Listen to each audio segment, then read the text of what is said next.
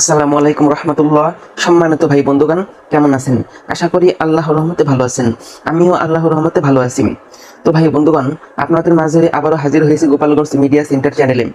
আজকের আলোচনার বিষয় হলো ফরজ নামাজের পরে সম্মিলিত মোনাজাত। আব্দুল্লাহ ইবনে আব্বাস রাদিয়াল্লাহু তাআলা আনহু বলেন, রাসূলুল্লাহ সাল্লাল্লাহু আলাইহি ওয়াসাল্লাম বলেছেন, তোমরা হাতের পেট দ্বারা চাও, পিঠ দ্বারা চেও না। অতঃপর তোমরা যখন দোয়া শেষ করো তখন তোমাদের হাত দ্বারা চেহারা মুছে নাও। হাদিসটি দুর্বল।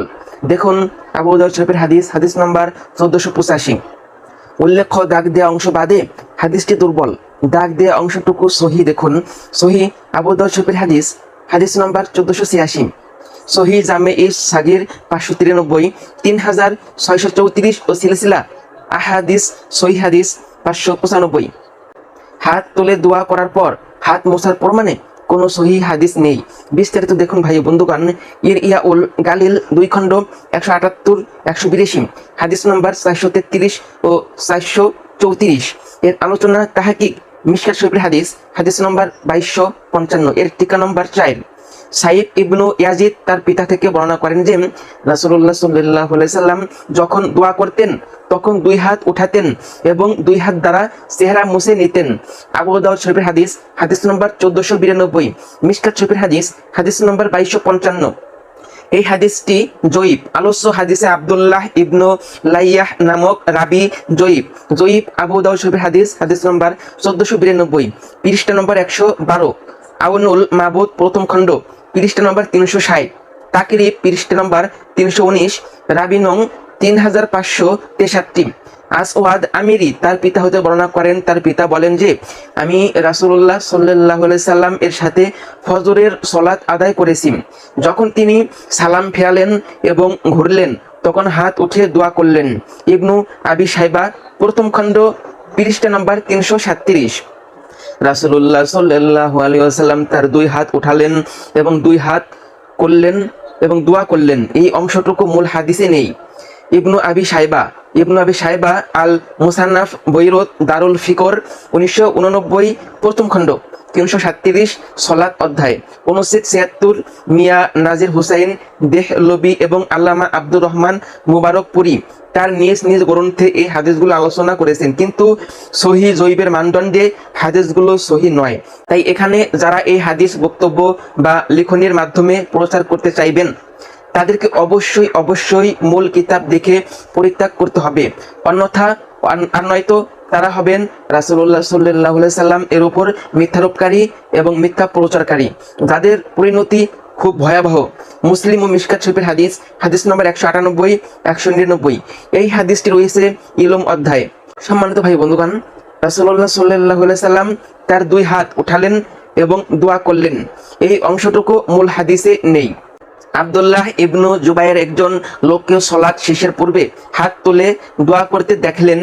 যখন তিনি দোয়া শেষ করলেন তখন আব্দুল্লাহ ইবনু জুবাইর তাকে বললেন, রাসূলুল্লাহ সাল্লাল্লাহু আলাইহি সাল্লাম সালাত শেষ না করা পর্যন্ত হাত তুলে দোয়া করতেন না। মাজমাউস জাওয়ারিত প্রথম খণ্ড, পৃষ্ঠা নম্বর 169। এই হাদিসটি জয়ীফ, মুনকার, সহিহ হাদিস বিরোধী। সহিহ হাদিসে সালাতের মধ্যে মানে রুকুর পর কুনুতে নাজেলা পড়ার সময় হাত তোলার কথা আছে। আহমেদ তাবরানি সনদ সহি ইরওয়াল গালিল 2 খণ্ড, 181, হাদিস নম্বর 838 এর আলোচনায়। তবে সালাতের পর হাত তোলার কোনো সহি হাদিস নেই। আবু নুঈম রাদিয়াল্লাহু তাআলা আনহু বলেন যে আমি ওমর ও ইবনু জুবাইর রাদিয়াল্লাহু তাআলা আনহুকে তাদের দুই হাতের তালু মুখের সামনে করে দোয়া করতে দেখেছি। অত্র হাদিসে মুহাম্মদ ইবনু ফুলাইহ এবং তার পিতা তারা দুইজনই জয়ীফ। রাবি আল আদাবুল মুফরাদ তাহকিক হাদিস নম্বর 609, পৃষ্ঠা নম্বর 208। দোয়া দুই হাত তোলা অনুচ্ছেদ, পৃষ্ঠা নম্বর 208। আবু হুরায়রা রাদিয়াল্লাহু তাআলা আনহু বলেন, আমি রাসূলুল্লাহ সাল্লাল্লাহু আলাইহি সাল্লামকে বলতে শুনেছি যে যখন আদম সন্তানের কোনো এক দল একত্রিত হয়ে কেউ দোয়া করে আর অন্যরা আমিন আমিন বলে, আল্লাহ সুবহানাহু ওয়া তাআলা তাদের দোয়া কবুল করেন। মুস্তাদরাক হাকিম 3 খণ্ড, 390, পৃষ্ঠা নম্বর 5478। সাহাবায়ে কেরামের মর্যাদা অধ্যায় তারগিব ওয়া তারহিব প্রথম খণ্ড, পৃষ্ঠা নম্বর 90। এই হাদিসটি জয়ীফ। ইবনুল লাহিয়াহ নামে রাবি দুর্বল। তাকরিবুত তাহজিব পৃষ্ঠা নম্বর 319, রাবি নম্বর 3563। একদা আলী হাজরামি সাহাবী লোকদের নিয়ে সলাত আদায় করেন। সলাত শেষে হাঁটু গেড়ে বসেন। তিনি হাত তুলে দোয়া করেন এবং লোকেরা তার সাথে ছিল। আল বিদায়া ওয়ান নিহায়া, তৃতীয় জিলত, ষষ্ঠ খণ্ড, পৃষ্ঠা নম্বর 332। অত্র এই ঘটনাটি ইতিহাসে বর্ণিত থাকলেও এর কোনো সনদ নেই। প্রকাশ থাকে যে হাদিসের সনদ থাকা সত্ত্বেও কোনো রাবি জয়ীফ হলেও তার হাদিস গ্রহণযোগ্য নয়, কারণ অত্র ঘটনাটির কোনো সনদ নেই। তাহলে তা দলিলের যোগ্য হয় কি করে? এই বিবরণকে হাদিস বললে সাহাবীর ওপর মিথ্যারোপ করা হবে। হুসাইন ইবনু ওয়াহইয়া হতে বর্ণিত, তালহা ইবনু বারাইয়া মৃত্যুবরণ করলে তাকে রাতে দাফন করা হয়। সকালে রাসূলুল্লাহ সাল্লাল্লাহু আলাইহি সাল্লামকে সংবাদ দেয়া হলে রাসূলুল্লাহ সাল্লাল্লাহু আলাইহি সাল্লাম এসে কবরের পাশে দাঁড়ান এবং লোকেরাও তার সাথে সারিবদ্ধ হয়। অতঃপর তিনি দুই হাত তুলে বললেন, হে আল্লাহ, তালহা তোমার ওপর সন্তুষ্ট ছিল, তুমি তার উপর রহমত বর্ষণ করো। তাবারানি মাজমাউস জাওয়ারিদ, হাদিসটি জয়ীফ, মুনকার, সহিহ হাদিস বিরোধী। সহিহ হাদিসে কবরের পাশে জানাজা পড়ার কথা রয়েছে। বুখারী প্রথম খণ্ড জানাজা অধ্যায় উল্লেখ্য, কবর জিয়ারতে গিয়ে মৃত্যু ব্যক্তিকে সালাম প্রদানের পরে একাকী হাত তুলে দোয়া করার সমর্থনে সহিহ হাদিস বর্ণিত রয়েছে। তবে কবরকে সামনে না করে কিবলাকে সামনে করে মৃত ব্যক্তিদের জন্য দোয়া করতে হবে এবং দোয়া শেষ হাত মুখে মুছবে না। দেখুন আহকামুল জানায়েজ মাসওয়ালা নম্বর 120 ও পৃষ্ঠা নম্বর 146। তুফাইল রাদিয়াল্লাহু তাআলা আনহু এর গোত্রের জৈনিক ব্যক্তি তার সাথে হিজরত করেন এবং অসুস্থ হয়ে পড়েন। এক পর্যায়ে সে তার কাঁধের রগ কেটে ফেলে এবং মৃত্যুবরণ করেন। তুফাইল রাদিয়াল্লাহু তাআলা আনহু একদা স্বপ্নে তাকে জিজ্ঞাসা করেন, আল্লাহ সুবহানাহু ওয়া তাআলা আপনার সাথে কিরূপ আচরণ করেছেন? তিনি বললেন, নবী করিম সাল্লাল্লাহু আলাইহি সাল্লামের নিকট হিজরত করার কারণে আল্লাহ সুবহানাহু ওয়া তাআলা আমাকে ক্ষমা করে দিয়েছেন। তুফাইল রাদিয়াল্লাহু তাআলা আনহু বললেন, আপনার দুই হাতের খবর কি? তিনি বললেন, আমাকে বলা হয়েছে তুমি যে অংশ নিজে নষ্ট করেছো তা আমি কখনো ঠিক করব না। এই স্বপ্ন তুফাইল রাদিয়াল্লাহু তাআলা আনহু রাসূলুল্লাহ সাল্লাল্লাহু আলাইহি সাল্লাম এর নিকট বর্ণনা করলে তিনি তার জন্য দুই হাত তুলে ক্ষমা চাইলেন। এই হাদিসটি জয়ীফ আদাবুল মুফরদ, হাদিস নম্বর 614, পৃষ্ঠা নম্বর 210।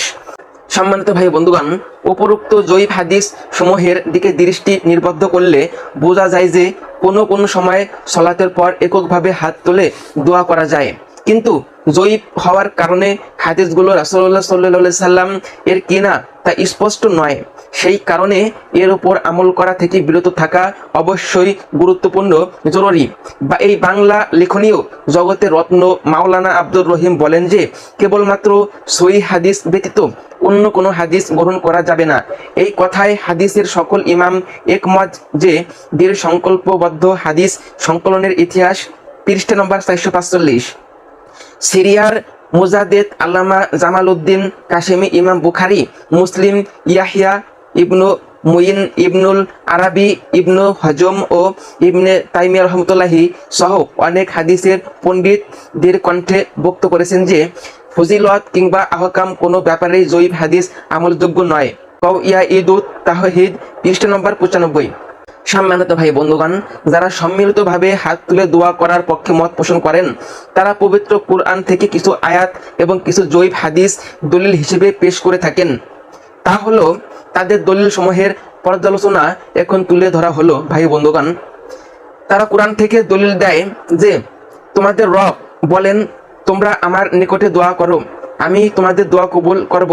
যারা অহংকার বশত আমার ইবাদত হতে মুখ ফিরিয়ে নিয়েছে তারা অচিরেই লাঞ্ছিত ও অপমানিত হয়ে জাহান্নামে প্রবেশ করবে। সূরা মুমিন আয়াত নম্বর 60। 2 নম্বরে মহান আল্লাহ রাব্বুল আলামিন পবিত্র কোরআনে বলেছেন, হে নবী, আমার বান্দারা যদি আমার সম্পর্কে নিকট জিজ্ঞাসা করে তাহলে আপনি বলে দিন যে আমি তাদের নিকটেই আছি, যে আমাকে ডাকে আমি তার ডাকে শ্রবণ করি এবং তার ডাকে সাড়া দেই। এই কাজেই তাদের আমার আহ্বানে সাড়া দেয়া এবং আমার উপর ঈমান আনা উচিত, তবেই তারা সত্য সরল পথের সন্ধান পাবে। সূরা বাকারা আয়াত নম্বর 186। 3 নম্বরে মহান আল্লাহ রাব্বুল আলামিন পবিত্র কুরআনে বলেছেন, তোমরা তোমাদের রবকে ভীতি ও বিনয় সহকারে গোপনে ডাকো, নিশ্চয়ই মহান আল্লাহ রাব্বুল আলামিন তিনি সীমালঙ্ঘনকারীকে পছন্দ করেন না। সূরা আরাফ আয়াত নম্বর 55। মহান আল্লাহ রাব্বুল আলামিন আরো বলেছেন, অতঃপর যখন অবসর সময় পাও পরিশ্রম করো এবং তোমার পালনকর্তার প্রতি মনোনিবেশ করো। সূরা ইনশিরাহ আয়াত নম্বর 7-8। উল্লেখিত এই আয়াতসমূহ হাত তোলার প্রমাণে পেশ করা হয়, অথচ এই আয়াতের কোথাও হাত তোলার প্রতি ইঙ্গিত দেওয়া হয়নি, বরং সাধারণভাবে আল্লাহর নিকট প্রার্থনার কথা বলা রয়েছে মাত্র। তাছাড়া কোনো মুফাসসিরই উক্ত আয়াতসমূহের তাফসীর করতে গিয়ে হাত তোলার কথা বলেননি, এমনকি এই সম্পর্কিত কোনো হাদিসও দলিল হিসেবে পেশ করেননি।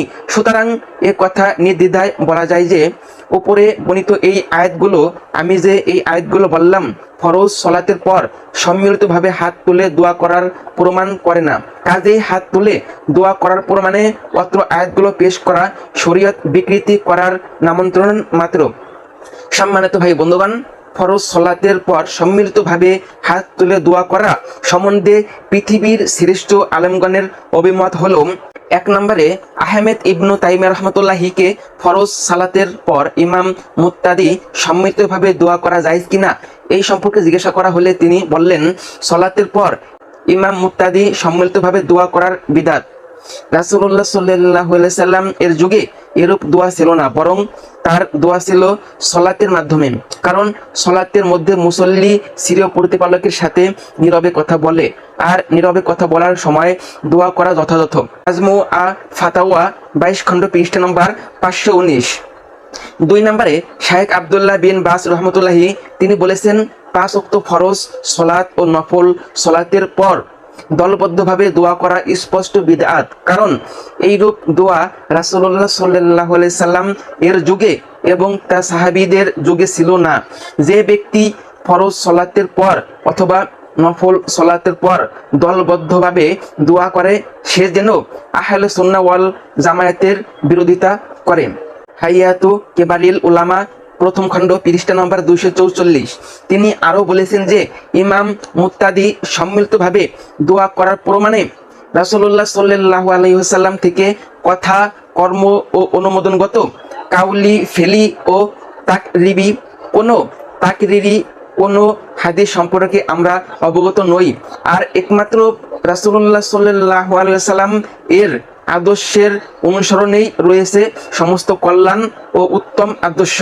সলাত আদায়ের পর ইমাম মুক্তাদির দোয়া সম্পর্কে রাসূলুল্লাহ সাল্লাল্লাহু আলাইহি ওয়াসাল্লাম এর আদর্শ সুস্পষ্ট আছে, যা তিনি সালামের পর পালন করতেন।